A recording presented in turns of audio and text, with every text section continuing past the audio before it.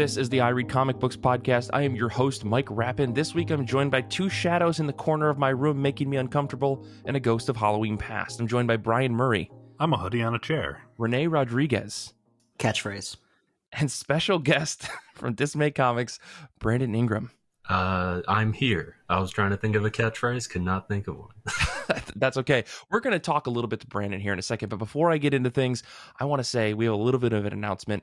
We want to take a minute to shout out all the amazing work librarians do to promote comic books. Comics are fun and awesome, and sometimes the perfect gateway to books for people who don't think of themselves as readers. And libraries are a great place to get books to read, physically or digitally. If you can't afford to buy comics that you want to read, which frankly, if you saw all of our wish list, that's all of us here on the show. This is why we won't shut up about Hoopla. A while ago, we moved away from talking about upcoming books releasing this week because immediacy did not reflect our actual reading habits, and we're very certain that it didn't reflect all of yours. We recognize tons of comic book readers trade or wait for the library to have what they want to read, and that is super cool. This is a great moment to remind everybody that stealing comics by reading pirated digital scans is deeply uncool on several levels, especially when the library likely does have or can get what you want.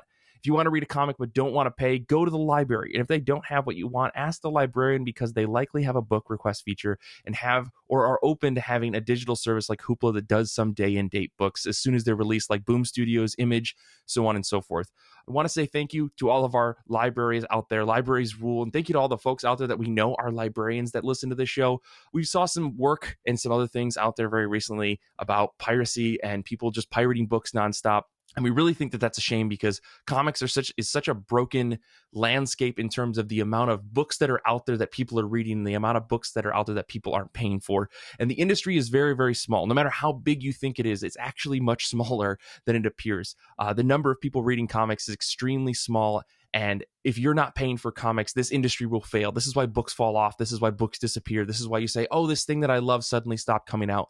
It's because people aren't paying for comics. So we want you to go buy them. We want you to buy them, get your library to buy them, because ultimately when you're reading them through these quote unquote official systems, they're counted as purchases, counted as reads, and they're actually seen as things that should be continued on by the different publishers out there. So end rant. We just wanted to say thank you to all of our librarians. Thank you to everyone who's out there buying and making sure they can get comics in the right way. So let's dive into things. We're here to talk about comic books. We have a very special guest. So I guess before we get into the legally mandated questions that I have on the show every week, Brandon, thank you so much for coming and joining us on I Read Comic Books. Could you tell the folks at home a little bit about yourself?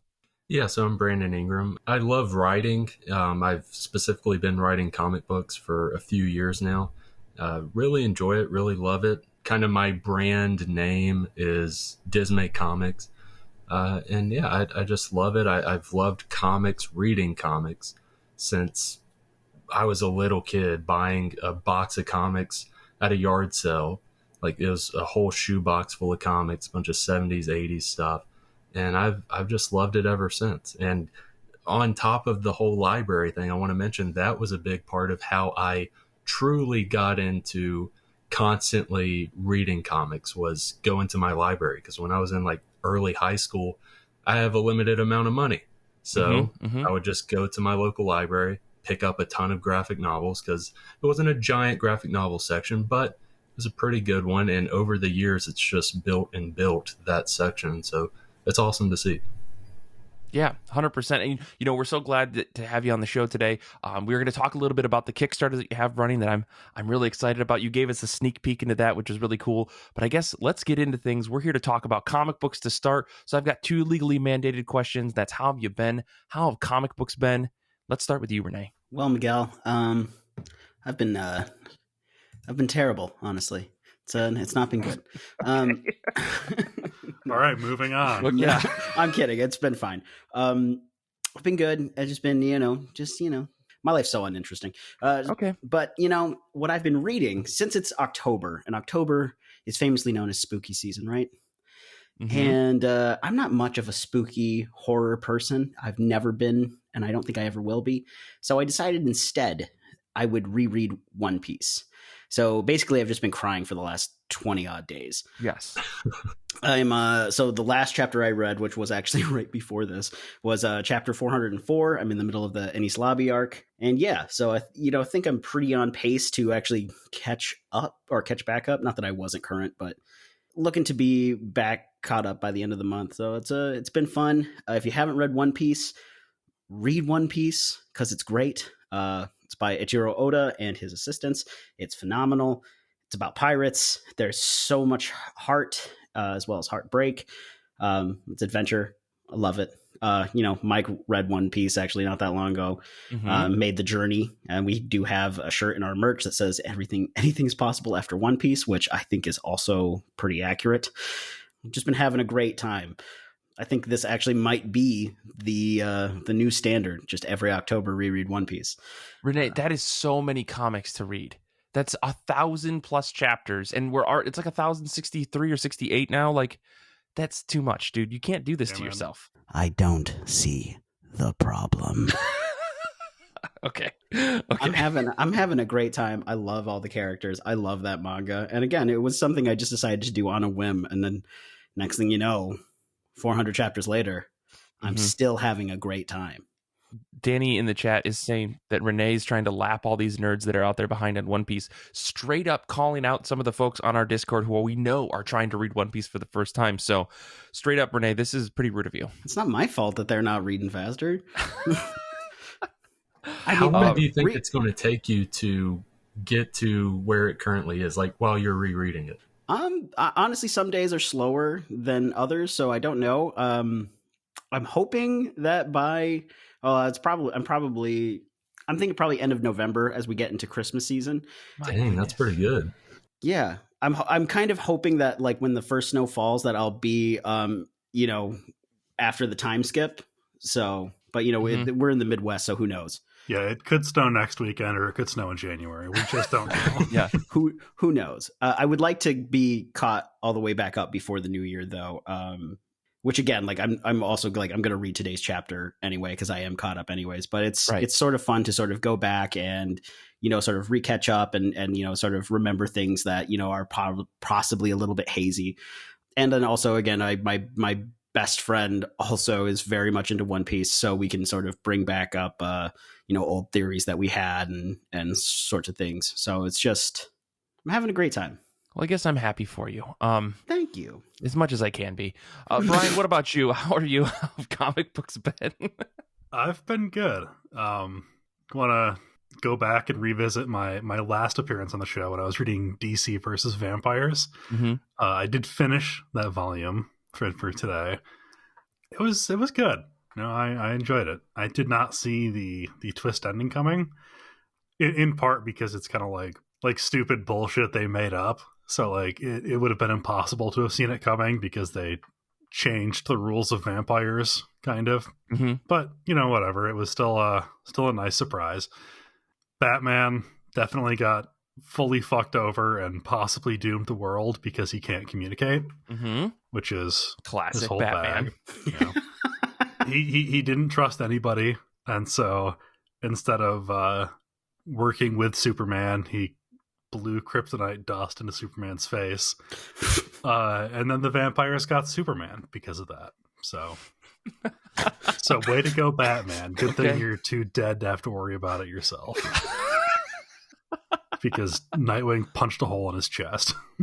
Brian, I want a series where it's just you reading Batman stories and then explaining them in that way. Yeah. Just all the problems with talking about how a decent therapist could have solved a lot of these problems. Yes, 100%. Take my money, I want it. So Batman just King of the Hill pocket sanded Superman? Yeah, more or less, yeah. Oh wow. He had like a kryptonite fake tooth, like a Soviet spy trying to kill himself. He just popped that thing and then blew it in his face. Amazing. He also he outsmarted Vampire Green Lantern by yellowing the whole room. Nice. Classic. We're going back to the Green Lantern's powers don't work on yellow. Right. Thing. Yeah. Wow, that is old. I think they did that in, what was it, All-Star Batman as well? Batman and Robin painted the room yellow. And we're like, what are you going to do now, Green Lantern? We're even painted yellow. Oh, man, that's amazing. Yeah. It's bananas. A lot of fun. Because bananas are yellow. Shut up, Rene. God. You said it. Brian, what else did you read?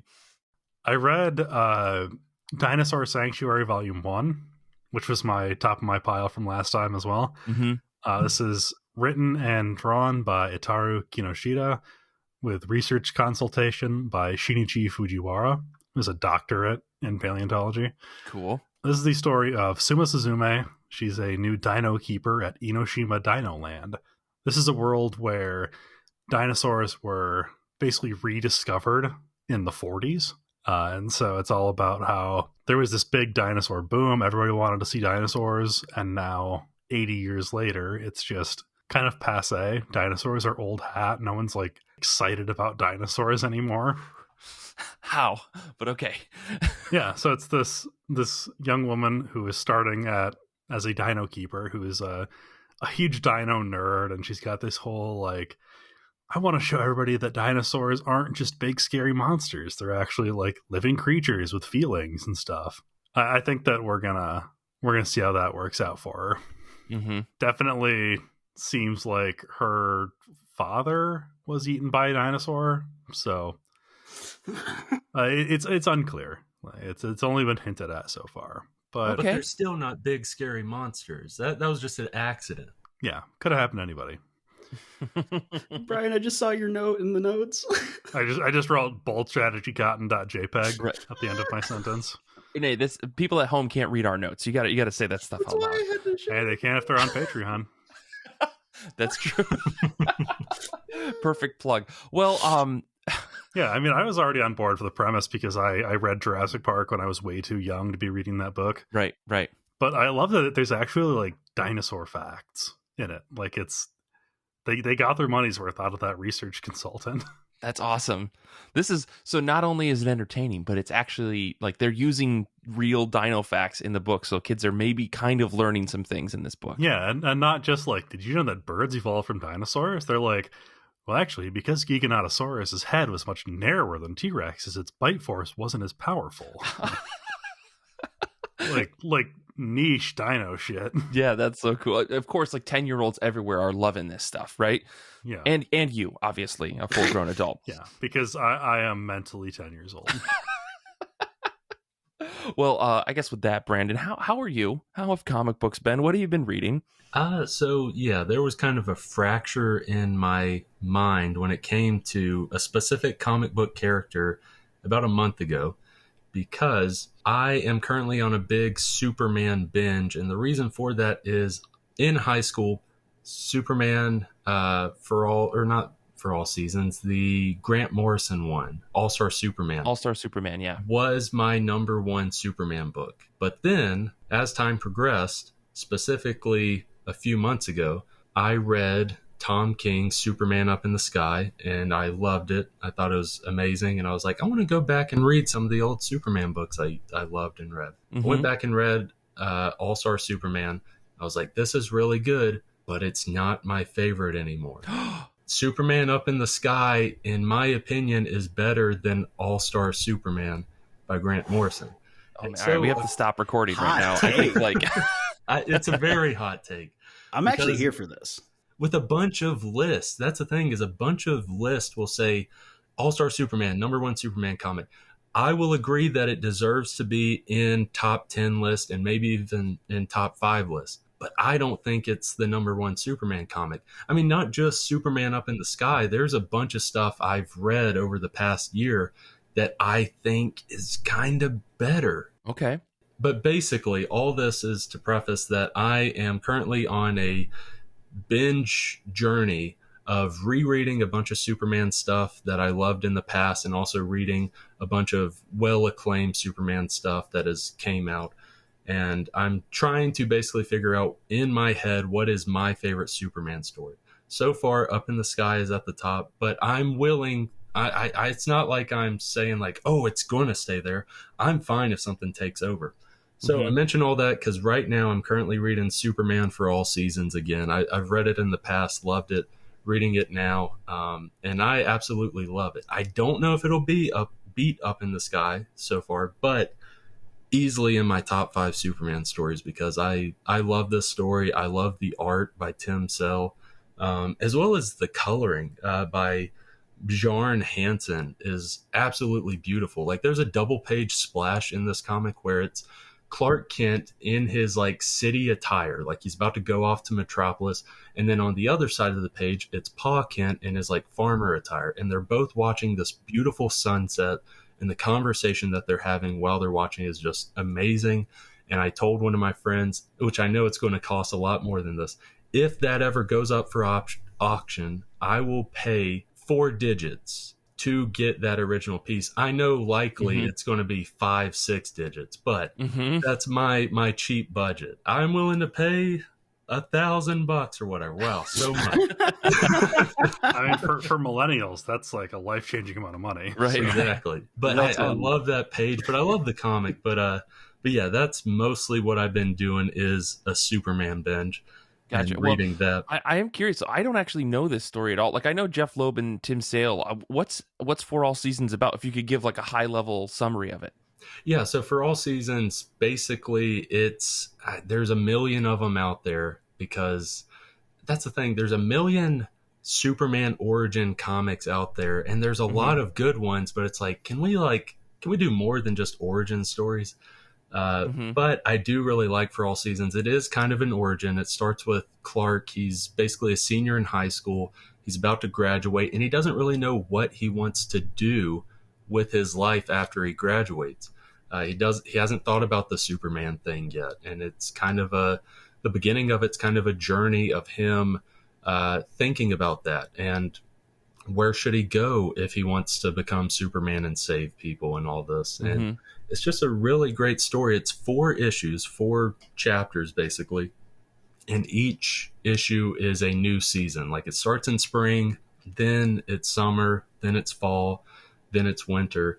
And it seems like each one is a year apart. It doesn't seem like it's all within 1 year. Gotcha. But it's really good. The first one is, there's a narration box. In the narration box, the first one is Pa Kent's perspective on Superman and everything going on there. The second one, the narration box, is Lois Lane's perspective, everything going on there. Third issue is Lex Luthor, his perspective. And then the fourth one, I haven't got there yet, and I don't remember what it is. I'll have to see, but I'm really enjoying it. That, I mean, you've sold me. Jeff Loeb, Tim Sale, that's an easy sell. I mean, I love The The Long Halloween, and the only reason I bring this up is because I'm not very well versed with DC at all. Like, I read a lot of comic books, but I feel like I still am lacking on like what's actually the big stuff to know from DC that's not the Dark Knight. Like, I don't know what the best of the best stuff is. Yes, Danny, that's an easy sale. That's the pun for today. I'm done. But this sounds really cool, and it's funny to see this, and then also know that The Long Halloween happened, which is kind of a similar like time-based story that's based around some other things. I have to wonder, did Jeff Loeb and Tim Sale do a story about Wonder Woman like this? I don't know. Someone tell me, please. That would be that's all I want to know. But this sounds super cool. I'll definitely give this a look. I've got it. It's in my Amazon wish list right now. It's probably going to get bought right after the show. If anyone is looking for great Superman recommendations, I can easily hit people up and give them that, because when I was a teenager, Batman was my favorite superhero. I think Batman was everyone's favorite superhero when they were a teenager. But as I grew up, like, Superman is it for me. I love Superman and everything that Superman embodies. I just can't get enough. And there's a ton of great stories that are underappreciated and underread, because when it comes to DC, Batman is what sells. So right. I'll say, Brandon, I'm going to need that list. And also, is there a way, are you posting your Superman journey on social media? Because I would like to follow, or, you have my attention. I love Superman as well. So, I'm all about that. That sounds incredible. Here for it. Yeah, I need to, because the only thing I've really posted was whenever I finally reread All-Star Superman. I made a TikTok. I'm hip with the kids. I made a TikTok basically saying that Up in the Sky is better than All-Star Superman. I didn't say it was the best Superman story. I just said I think it's better than All-Star Superman. And surprisingly, a lot of people liked that take, and there were a bunch of people, not a bunch, but the few that had read Up in the Sky were like, yeah, definitely, finally someone says it. And then there's all the All-Star Superman purists that are like, what are you talking about? I'm gonna get you. Like, chill. Like, we're lucky that Paul wasn't on this episode today. Our buddy Paul is very, very, I think he'd have some words about that, but either way. Yeah. What else have you been reading? Anything else?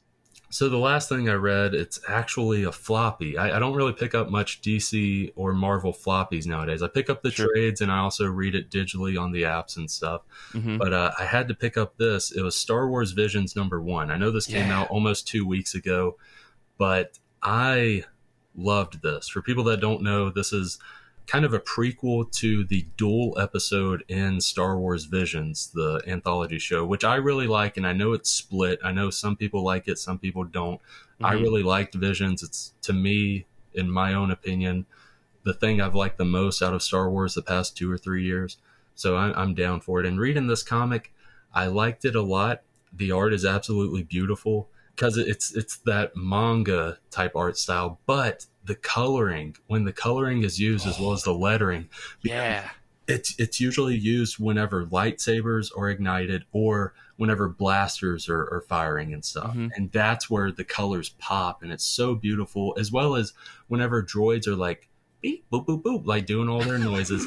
The lettering is specific colors as well. It's like, holy crap, like that is very, very good. The story, it's not a super complex story, but it was great. The artwork is really what shines in this. As much as I love it, I'm a little bit disappointed because it's like, why is this a one-shot, Marvel? Yeah. I want more of this. Like I don't feel satisfied. It feels like you gave me a tiny piece of a very delicious steak. You're like, here you go. And I tasted it. I was like, man, this is really good. I'm still hungry. Can I have some more? It's like, no, that was it. It's like, why did you even show me the steak in the first place? Like, Yep. Well, it's because if they go more than like 3 issues without referencing Luke Skywalker, the Star Wars fans will implode. Because I was thinking, like, sure, the ongoing series, I get that might not sell. I think it will sell, but they know better than I. But this could at least be like a 4-issue miniseries or a 6-issue miniseries. Yeah. And if you're trying to cut costs, do it digitally. I prefer physical, but if you're trying to cut those costs, do it digitally. I want more of this in a comic book form. Yeah, I totally agree. I love this little one shot. It was a fantastic read, and yeah, I would love to see like maybe a digital first. Like, I'm not going to get on the soapbox about this, but digital first and then maybe physical release later, right? I mean, the downside of this book is that it is read left to right, even though it's very much a manga. But I'll let them slide if it means that we can get more of this story. I would love to see more of it. It's just such a cool premise, and like the style is really cool, and the twist in the middle of the book is really interesting. Like, they really like knocked it out of the park. It's such a fun little book. Oh yeah, and it is kind of a downside that it's left to right, but I will say I think this is possibly a way you can get manga fans to come over to reading a comic book, because I thought about this a couple months ago. Sure. People that read comics are more open to going over and reading manga than people that read manga coming over and reading comics.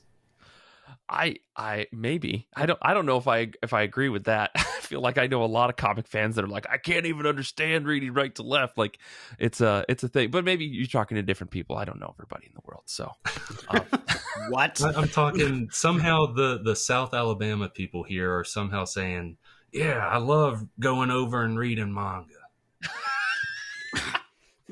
I love it. Good. I love a good defying stereotypes. Right. I live in South Alabama. There's a lot of people that are like this. That's yes. That's amazing. Well, no, I'm glad you enjoyed that, because I really dug it too, and I hope maybe we'll get some more in the future. I think the key thing here is maybe Takashi Okazaki is busy, and maybe they want to make sure that if they're going to do it, they want to do it with him. So we'll see. Maybe this would be like a yearly thing. Maybe we'll just get little like one shots every once in a while. Who knows, right? Yeah, I'm fine with that. Yeah. Well, for me, I'm gonna start with a little bit of a rant. I'm not gonna talk about X-Men books today because I could. I know. I've been reading all of this A.X.E. Judgment Day stuff, and I've been digging it. However, I don't buy my books physically because I gave up on that with Marvel, because it's all trash, poor quality paper. yada, yada, yada. But I would give Marvel $100 a year extra on top of everything that I pay for comics if they would give me A.X.E or any subsequent large storyline that involves me reading multiple like issues beyond just one ongoing miniseries. Like if they gave me like a clear numbering system in order that I need to read that is not just a checklist in the back of a book, because I can't tell you the number of issues I've read out of order in this A.X.E thing. And order is extremely important in this book, or this ongoing event that they're doing with A.X.E, where I have to jump between the A.X.E Day of Judgment, A.X.E Judgment Day, A.X.E Eternals one shot, A.X.E X-Men one shot, A.X.E Iron Fist one shot. Like all of these things are important because they're all written by Kieran Gillen and they're all interesting, and I want to read them because honestly, they've all been really good. The problem is that they're published slightly out of order, and when I open them up on my iPad or whatever, I have no idea which one comes before the next one unless I open up a checklist before I get it. If Marvel wants to do a 25 issue arc, do it. Just give me 25 issues, right? Give me 3 a month. Just clearly number the order that I need to read them in. I feel like this is like the oldest complaint in the book about crossover events, and I get it, but oh my gosh, A.X.E is so good. I want to read it in order. I'm actually excited about every single tie-in that I can get my hands on. I really, really want to read this event, but I keep getting spoiled by these one shots because I don't know what order they're supposed to be in. Like, ideally, I wish we could just get a single story, like 25 issues long. I'll buy all 25 issues if it's all good. And it seems like they know how to do events very well. Like, why not just drop a series of like 120-page graphic novels every month for like 3 or 4 months straight? Because you know what? I'll buy it. It's not like you don't have fanboys out there who weren't going to just sit down and grab all of these Avengers, X-Men, Eternals crossover stuff. Like, you've already got all the buy-in. Just give us chunks of story that we have to read in one go rather than having to navigate between 6 or 7 books. I'm just tired, guys. Yeah, you're describing exactly why I don't read that stuff. I know. The frustrating part about it is that it's so good. Like, this event is really, really cool and really, really good. Kieran Gillen's doing his like emotions are important about everything, but also doing some really cool superhero stuff, and also twisting the idea of Eternals on the head, and also twisting the A.X.E or the House of X stuff on its head. Like, it all works super, super well, and the Avengers are there because Tony Stark he's maybe a bad guy who's trying to redeem himself. But anyways, it's... what is it, Tuesday? Yeah, I know.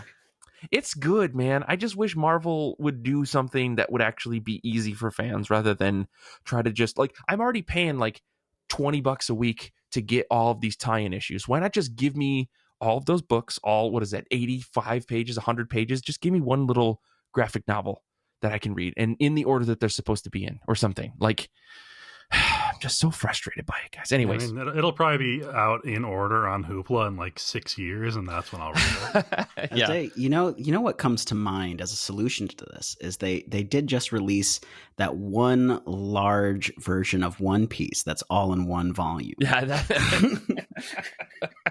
Yes. Well, listen, we've already talked about it on the show. Anyway, I just had to get that rant out there because I read another issue of A.X.E this morning before the show, and it spoiled something that comes up in the following issue. I was so mad about it.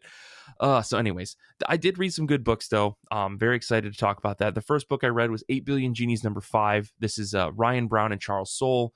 This feels like an issue where I'm not so sure if the concept can really hold my interest much longer. The idea of everyone in the world gets a genie and any wish is pretty much possible, with the exception of like you cannot influence someone else's mind, body, and yada yada. But like, it's a pretty cool, fun little concept. And the first 4 issues were really fun. The 4th issue had like a questionable thing at the end that I was like, all right, let's roll with this and see what's happening. You know, I trust Ryan Brown. I trust Charles Soule. But I don't know. I'm going to see this through to the end because it's only 8 issues long, because they're really holding on to this idea of the number 8, like 8 billion genies. 8 hours is the first issue. 8 days is the second issue. 8 weeks is the, third issue, so on and so forth. And there's only going to be 8 issues total. So I'm curious to see how it all plays out. But the concept is kind of breaking, and I'm kind of worried that it's going to end with like a wet fart instead of actually landing. So yeah, I don't know. Have you guys read this at all? No, I've never even heard of this. Oh, it's really funny. It's very fun. But obviously my complaints still stand. The other The other book that I read was called A Cat's Day. This is by Jeannie Liang. I got this off of Kickstarter. It's published by Shortbox Comics, so you can go grab a copy of this now if you want. The idea is it's a little graphic novel. It's about 175 pages. It's a really fun little read. Samo is the main character, works as a file manager who believes that life is time and money and numbers, and that's all that matters. People try to live their life in like a flowy manner, but it doesn't matter because at the end of the day, we all still have to pay bills. We all still have to go to work. But so when she's offered the opportunity to travel back in time using a magical time traveling day planner to basically catch up on things that she misses, she immediately jumps at it, and she uses it to increase her work efficiency. But the question is, at what cost?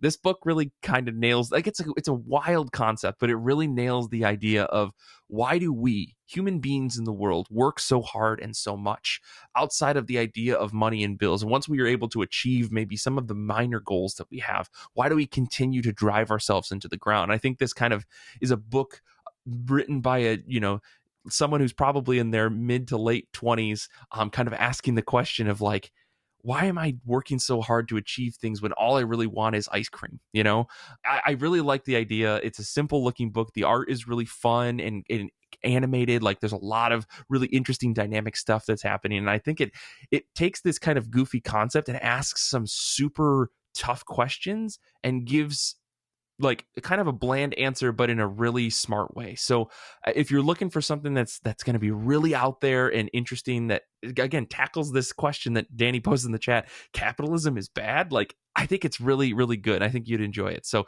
it's called A Cat's Day. I highly recommend it. It's really fun. Oh, sorry. I was going to say that, so the super tough questions is, what flavor of ice cream do I choose? Yeah. Yeah, totally. As a lifelong underachiever, can't relate. Well, you know what? I think there's a lot of people out there who've been really burnt out who might appreciate this book. But I'll send you a copy, Brian, and maybe you'll realize something about yourself. I don't know. But let's take a quick break, and when we come back, we're going to talk about the books that are on the top of our pile, and we're going to talk to Brandon a little bit about making comics and his Kickstarter that he's got running right now. So we'll be back in just a second.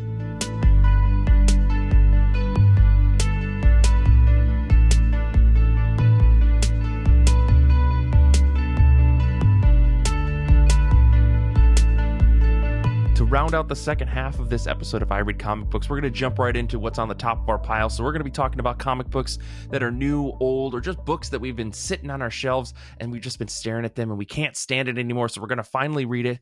We're going to talk about the books that are on the top of our pile. So to get things started, Brian, what are you reading next? Yeah, so I just saw some news about apparently the director for the new Blade movie is changing.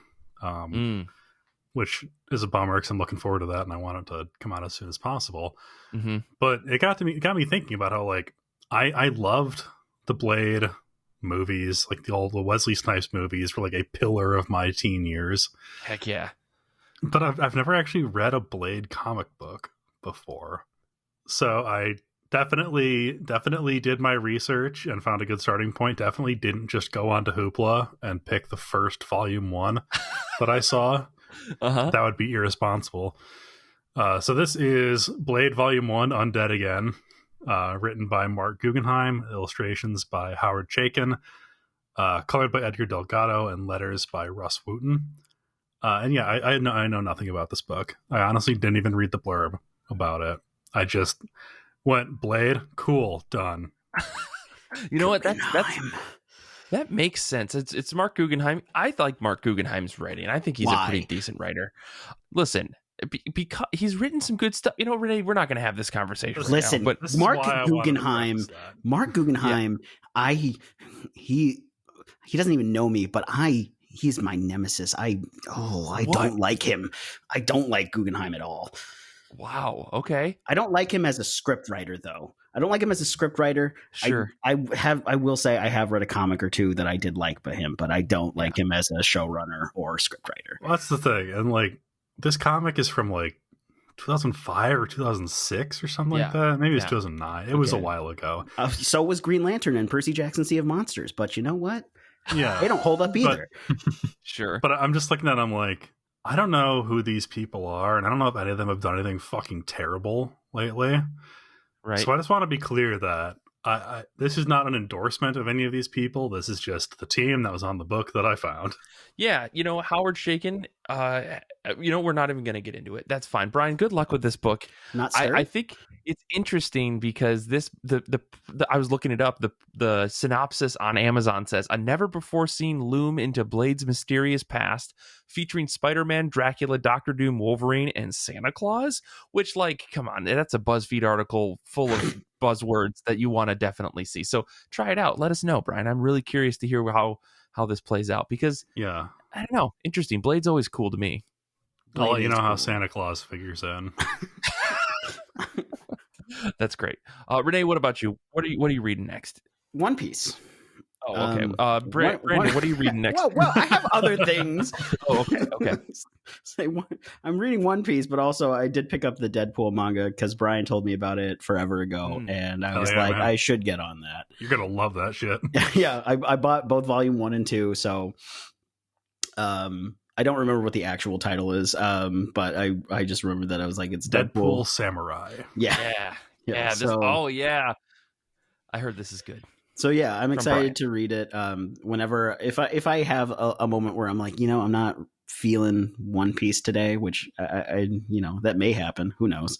I'll read Deadpool Samurai. Cool. I mean, once you get to that 500 issue mark or chapter mark of One Piece, I know that there's a little bit of a lull. So, use this to refresh your love of manga and then jump back into One Piece. Once Rene has read his 100 chapters a day off of the Shonen Jump app. It hasn't happened yet for this one. I actually I've been surprised because I keep expecting it. I'm like, I've been reading for a while. I bet that fucking thing's going to come back, and then it hasn't. So, well, the problem with One Piece sometimes is that it's so wordy. You feel like you've read 50 chapters when only 2 have gone by. So, I guess good luck. Good luck. We'll see. But let us know about that Deadpool manga. I'm excited to hear your thoughts on it. Yeah, I'll let you know. Really Keep everyone updated. Cool. Brandon, what about you? What are you reading next? So, as I mentioned before, I'm kind of on like a Superman binge. And basically what I'm reading right after for all seasons will be Superman American Alien. The writer, Max Landis, not a great guy. I mean, I'll put that out there. You can look into that. But I don't want to discredit the artists that worked on this book because the art is absolutely amazing. Each issue is done by a new art team. I don't remember all of them because it's a ton of artists worked on this book. But I know Jay Lee did the art for one. I know Jock did the art for one. It's beautiful, amazing art. And I remember liking the story back when it came out. So I want to read it just to see if it still carries that. But the highlight for me was how beautiful the artwork is. So I'm definitely going to check it out. For those that don't know Superman American Alien, each issue is a different period of time of Superman's life. Like the first issue is when he's like 10 or 11 years old. Then the next one is him going off to college or whatever. It's branches of his time as he progresses. It's 7 issues long. Each issue, like I mentioned, different art team. And I remember it being fairly decent, but I remember liking the art the most from it. So that's a part of my Superman binging journey right now. Yeah, I'm just scrolling through the wiki page that has all the artists and stuff. It's like Nick Dragata, Jock, Tommy Lee Edwards, Joel Jones, Francis Manapul. Like these are massive names in comics. It's incredible. Like I don't know how DC managed to put this whole thing together. I mean, Max Landis, say what he's kind of a shit, aka he is a shit, but like it's unbelievable. Like the names they were able to put on this book. It's such a cool idea. Yeah. I remember I got American Alien when it came out, and I really did like it. And again, the art is superb. So I mean, I'm right there with you, Brandon. And again, gonna have to follow you on all your socials. So very cool. Yeah, very cool. I'm you're almost making me want to reread that book, but I don't have it in an easy fashion. I don't want to support Max Landis, so it's a conundrum. But maybe I'll just mail you my copy, Mike. It's okay. This is the only time when piracy. No, I'm just kidding. Yeah, we'll FaceTime and we'll have a nightly read of Superman. Thank you. Well, the book that I guess before I get into my top of my pile pick, Danny's hanging out with us today. He's reading Riddler Year Run. This is written by Paul Dano, which is crazy. So I'm excited to hear people's thoughts on this because whenever we get celebrities that kind of jump in to do comics, it's always a mixed bag. So hopefully this will be pretty interesting, especially because the Batman was so cool. I know, but that's the guy who played Incel Riddler in the new movie, right? Yeah, exactly. But the book that I'm excited for, I'm going to be reading next, is called Chef's Kiss. This is by Jarrett Melendez, art by Danica Brine, colors by Hank Jones, and letters by Hassan Otsmani Elhau. I grabbed this actually a while back at Gen Con because, of course, I went to a gaming convention and somehow found somebody selling comic books. And so I had to grab their book. They were actually working at the Oni Press booth. And so I grabbed it from them and they signed it and they wrote on the inside, be gay, do crimes, which I appreciate. But yeah, this was pitched to me as like a gay romance / food comic. And I was super sold. Like it's about someone discovering like their purpose in life beyond just their sexuality and more like understanding who they are and what they want to do in life, what makes them happy and what type of people make them happy. From paging through, it's really, really cute looking. It's full of very, very beautiful people. The cover is by Kevin Wada. So right off the gate, you're like, oh my gosh, these dudes are beautiful. And Jarrett Melendez was really nice to talk to.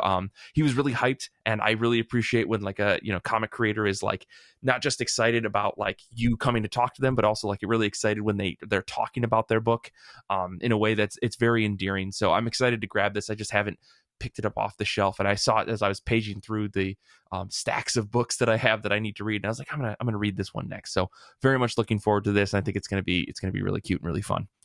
But it's from Oni Press, so you could probably get it at your library or something because they always publish things or push things out to Hoopla and all that stuff pretty quickly. But yeah, I guess let's talk about you, Brandon. Let's talk a little bit more about your Kickstarter. Maybe for the folks at home who haven't checked the show notes and clicked on the Kickstarter link and clicked that support button. What is your Kickstarter that you have running for Dismay Avenue's issues number 1 and 2? So yeah, Dismay Avenue issues 1 and 2. It's my horror anthology series. Specifically, issues 1 and 2 are more leaning into psychological, cosmic, a little bit supernatural horror. The series as a whole, as it goes on, it'll vary. There's going to be all kinds of horror. There's going to be one issue where it's nothing but horror comedies and stuff. But yeah, specifically issues 1 and 2. The first issue follows a couple named Ben and Mia who go on a movie date night to a movie theater that's kind of on the outskirts of town, and it's pretty dead. It's a huge Cineplex, but no one's in the parking lot. There's like 2 concession stand workers and like some weird guy with his hoodie over his head, like standing off in the lobby. But that's pretty much it. And it kind of goes from there, and they're kind of joking, talking about like how weird this place is. And as it progresses, it's like, yeah, this place, there's something up here, and it progresses very well there. That one is very much like a psychological horror. The artwork is done by Jade Sky, and she blows it out of the water. It's absolutely beautiful. She's able to capture very great atmospheric, surreal art. That's the best way to put it. That's me as a writer lacking the words to describe it. Sure, but it's very well done. And then with issue 2, issue 1, I should mention, is over 40 pages of story. Issue 2 is over 60 pages of story, and there's 4 different stories in that, all varied stories. One is a little boy having to stay after school one day, and creepy stuff happens from there. And that one is like a manga art style, because I love manga, but Junji Ito, his horror stuff is what got me into manga.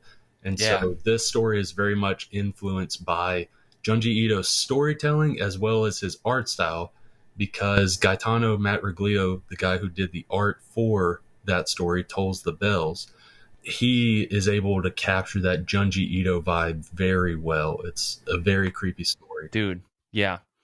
That was that issue, or that story by itself was like floored me. I'll just say that you were kind enough to give us a preview of this stuff, and man, that story really was like, holy smokes, like you've got something very special on your hands here.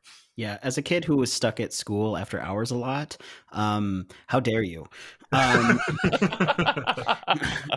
not going to sleep for a week.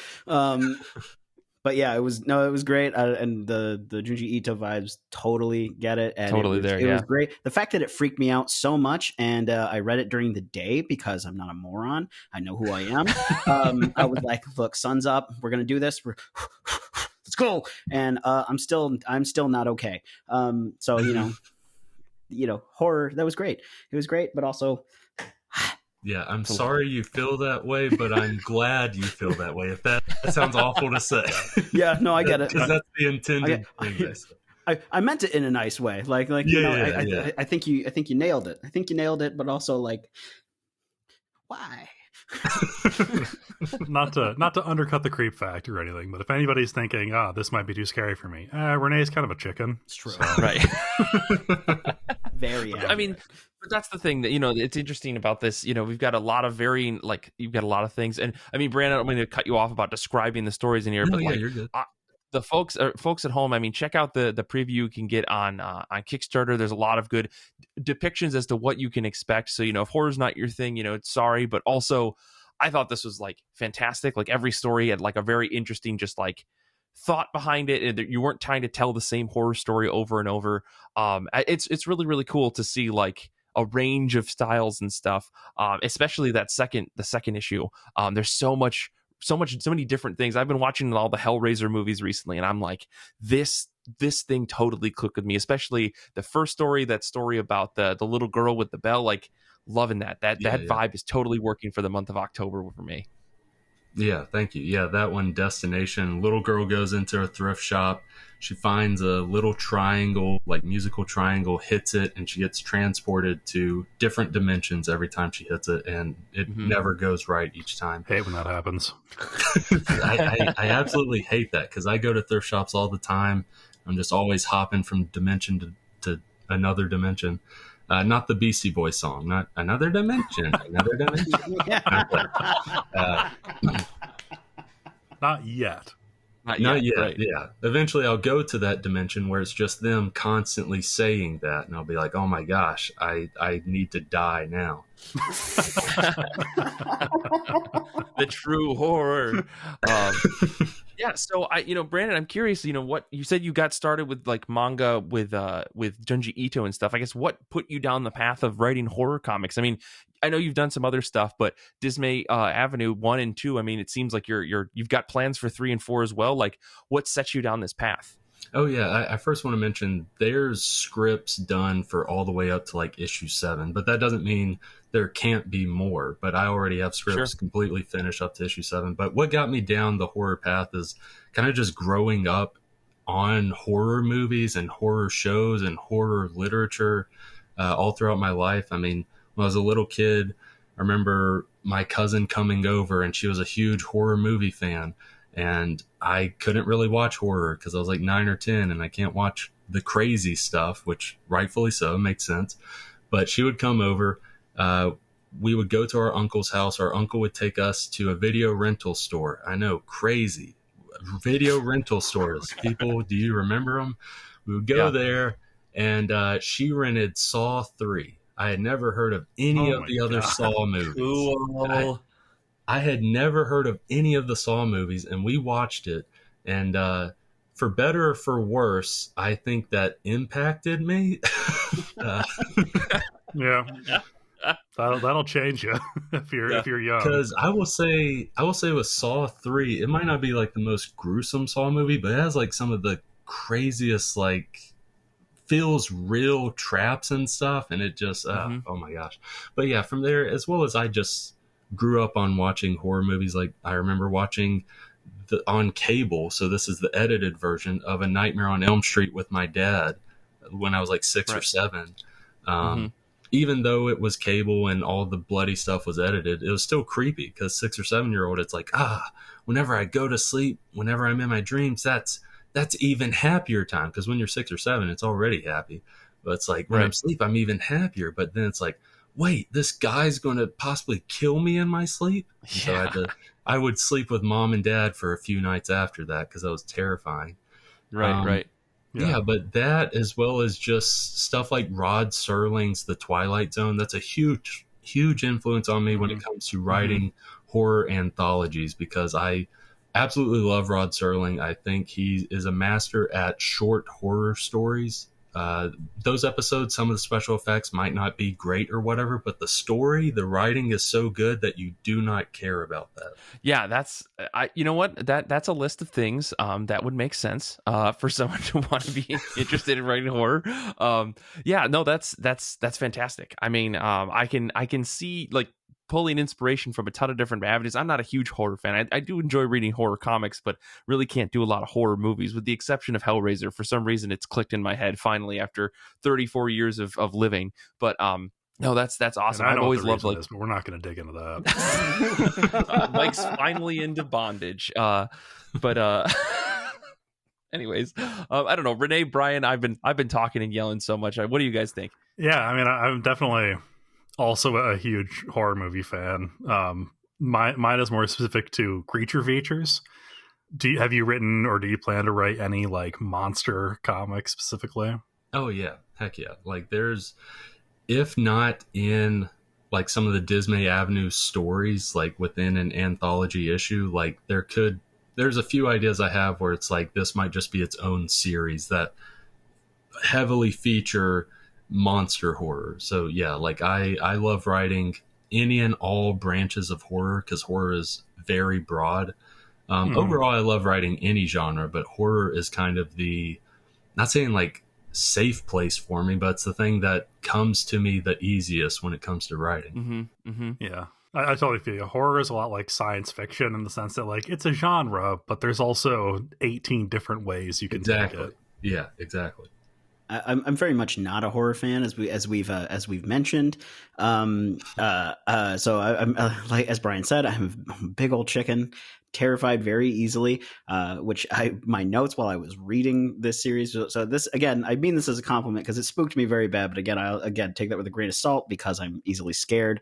But I put this in verbatim in my notes. Mike, don't you ever fucking do this to me again. I'm not going to sleep for a fucking week. Also, I fucking quit. Yeah. This is Renee's last episode. I forgot about that. Yeah. Again, I read it in broad daylight, but it was so creepy. But it was so good, and I do love the different art styles and things like that. So I guess my question here, I have a question now, but did you have a sort of like the idea of what art styles you wanted with, or were there like artists that you wanted to work with and you sort of worked on the stories together, or was it just kind of like you had the stories and then found out after the fact, or found people afterwards? Yeah, it started out as writing the stories, and as I was writing the stories, I knew the art style that I wanted specifically. I didn't know the artist at the time because I later found all the artists I worked with through DeviantArt. And oh, nice. I'm so happy for that. But yeah, I wrote the stories, and when I wrote, like, specifically, I started with issue 2 and then worked back and did the issue 1 stuff. But with like issue 2 with Tolls the Bells, that first one, I wanted the manga art style, the kind of Junji Ito type art style. Then the second one, I wanted that surreal, dreamlike, atmospheric art style, the raw horror one. And then with Destination, the little girl with the triangle, I wanted the more modern contemporary art style, but with pretty great lighting, and Federico Gillen knocked that out of the park. And then with the last one, Acolyte, from the beginning, I wanted that one to be like a Dr. Seuss-esque art style because it fit perfectly. Because in the beginning, it starts out all like family friendly, like, oh, it's Mr. Hinklehorn. That's a Dr. Seuss name. Mr. Hinklehorn wakes up and he's like, oh, my dog Luhu. Good morning, Luhu. Like all this stuff. And then as it progresses, it's like, oh, people were like giving Mr. Hinklehorn a lot of crap during his day. But he just responds with a smile and basically being like, well, take care. Have a good day. It's like, what the heck is up with this guy? And as it goes down, it's like, oh my gosh, this is this is like the dark tapes of a Dr. Seuss book. This is like Dr. Seuss in a dark period in his life, and he wrote this, and he was like, I got to put this under the file. I got to put this under the file cabinet so no one can ever find this. Yeah. Yeah, as an adult, nothing more terrifying than somebody who just goes about their day happily. Yeah. Yeah. I really did like that one. I think that one was actually I think the school one was probably my favorite, and then the Hinklehorn's the second favorite, because I just kept like waiting for the for the turn, and I was pleasantly surprised at the end. I thought that was I'm not going to spoil this, but I did really like where it went. And again, I love the art style, and it fit really well. And so I guess with how different all of these stories are, the fact that they are so different, I really did enjoy that, even though I was creeped out the entire time. Yeah. Also, I thought it was really funny that in that story, the first story in issue 2, that they were learning about Mesopotamian culture. I was like, what grade are they in? It's one of those AP late elementary school, early middle schools. It's the ones that's like the college prep or whatever. Well, now I feel scared and dumb. It's a world where the American public education system actually like educates. Yeah, they actually tried. Yeah, when she rolled in the TV screen, I was like, that now we're getting real. I was about to say, like, she quote unquote tried, but then she brings in the TV like half teachers do, and it's just like, all right, watch this documentary. Right. There's your learning.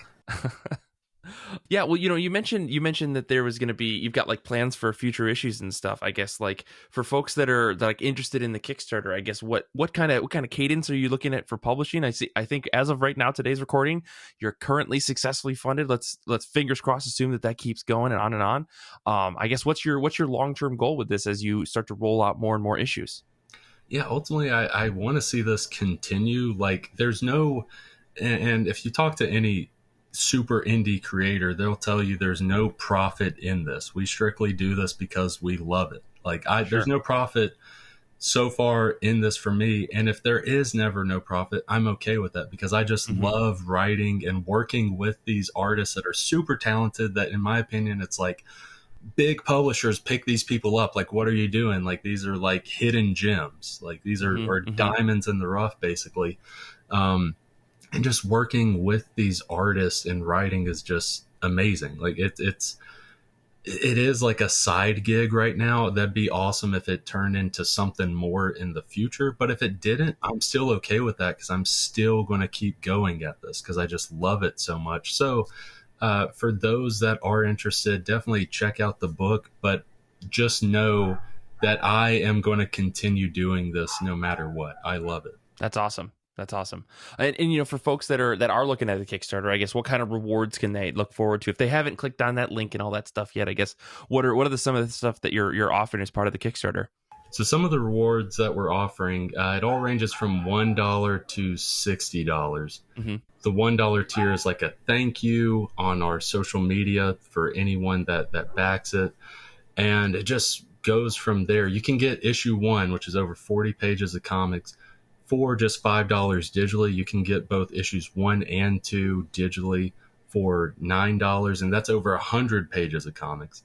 And physical copies start at $11 and go from there. And we also have an exclusive Dismay Avenue t-shirt that I think looks amazing. I'm going to get me one. My sister was like, get me one. I was like, okay, I'll get you one. Where it's basically, you guys have read Tolls the Bells. It's the one panel. It's the thumbnail for the Kickstarter, where it's a little boy reaching out of this little portal vortex, I think. It's so haunting. No. So you can have that on your chest. Renee, you could have that on your chest to always remind you of that thing that terrified you. Yeah, you just leave that shirt in your room, and then you see it in the middle of the night. Yeah, you see it in the middle of the night, and you're like, oh my gosh, I need to save that boy. It's like, oh no, but he's stuck on a t-shirt.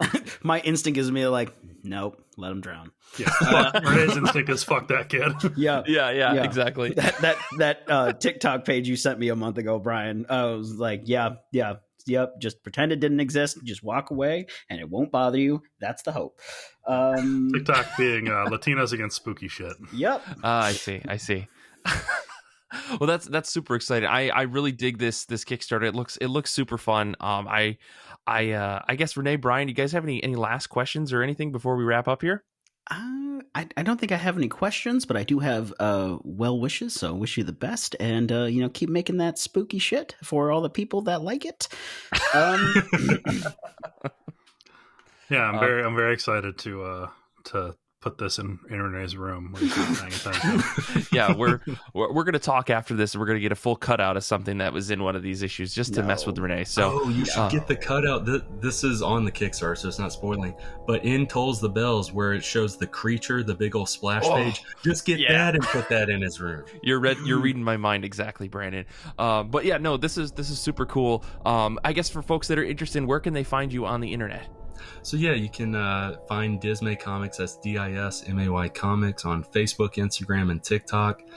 You can see all that I'm doing there. You can follow along with my comic making journey with Dismay Avenue and my Golden Age, Silver Age satire parody comic, The Gallows Man, as I'm working along with that. And other titles that will come out over the next year or two. You can check that out by following Dismay Comics on any of those platforms. Cool. We'll make sure to have links to that in the show notes as well as to the Kickstarter. I guess to wrap things up, Brandon, thank you again so much for coming on the show and chatting comics with us. This was a super blast, man. Thank you, guys. I had a ton of fun. Thank you. Yeah. Next week's show, you can look forward to me and Kate. They're going to be back to talk seasonal comics, but this time it's spooky, not scary. So less of what Brandon's writing and more just like fun time spooks with, witches and pumpkins and stuff. As always, you can follow us on Instagram, Twitter, TikTok, and we got links to our Discord and Goodreads in the show notes. Support us on Patreon at patreon.com/IRCB podcast to get access to IRCB Movie Club, Saga of Saga, and all the other stuff that we put on there. It's so much content. Infinity Shred does all of our music. They're the best band in the universe. Zander will not be questioned. Thank you to Brandon and Brian and Rene for doing this episode. Thank you to Danny for proof listening. Thank you to everyone out there for listening. If you got this far in the credits, you're the best kind of fan of IRCB. That's all I can say. Until next time, though, comics are good, and so are you.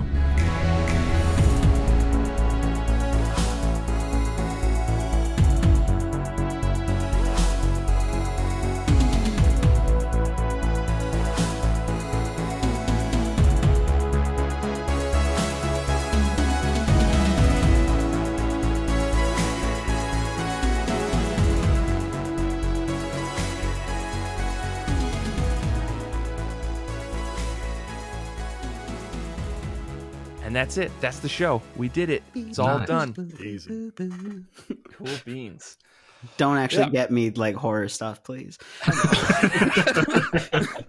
It's like, for a second, I wanted to reiterate in the show. It's like, these are my friends of 10 plus years. So these are people that like me.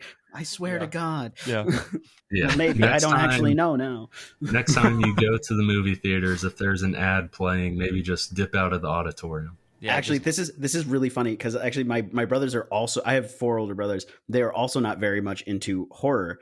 And so like if a horror movie would come up while we were all watching TV when we were little, we'd all cover our eyes and yell over the commercial. So if it came on, we'd just be, ah!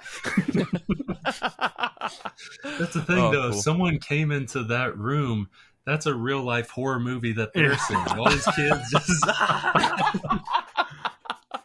Oh, man.